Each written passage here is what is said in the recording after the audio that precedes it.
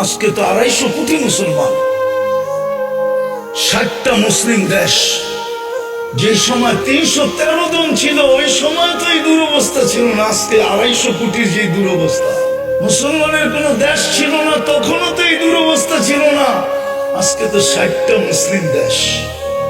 ওই সময় তো এই দুরবস্থা ছিল না, যখন পেটে ভাত ছিল না, শরীরে কাপড় ছিল না, পায়ে জুতা ছিল না, মাথা গুটার টাই ছিল না, তখনও তো এই দুরবস্থা ছিল না।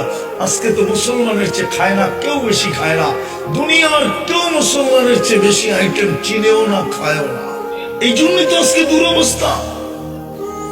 নাইলে আমার যুগ বিয়োগে তো মিলে না, আপনাদের মিলে কিনা জানি না। আমি 14 বছর আগে ফিলিস্তিন দেখছি, 14 বছর আগে। এই 2 চোখে দেখছি, এই 2 চোখে, এই 2 পায়ে আমি চষা বেড়াইছি।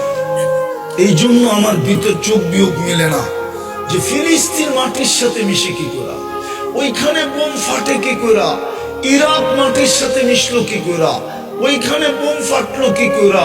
ফিলিস্তিনে তো ইব্রাহিম খলিল ঘুমাইতেছে ওয়াদিয়ে খলিলে, আরেকদিকে যদি তাকাই তো মুসা আলাইহিস সালাম ঘুমাইতেছে কাসিবে আহমারে। মধ্যখানে তো দেখি 70 জন নবীর কবর চিহ্নিত, যেখানে মুসলমানের কিবলা, প্রথম কিবলা, যেখানে সম্মিলন হয় মেরাজের রাত্রে 1.25 লক্ষ নবীদের। সশরীরে ইমামতি করেন দোজাহানের বাদশা মুহাম্মদুর রাসূলুল্লাহ। প্রশংসা শুনান আল্লাহ, ওইখান থেকে টেক আপ করেন আরশে। ওইখানে ঘটে কি করা, আল্লাহ করে তো করে কি।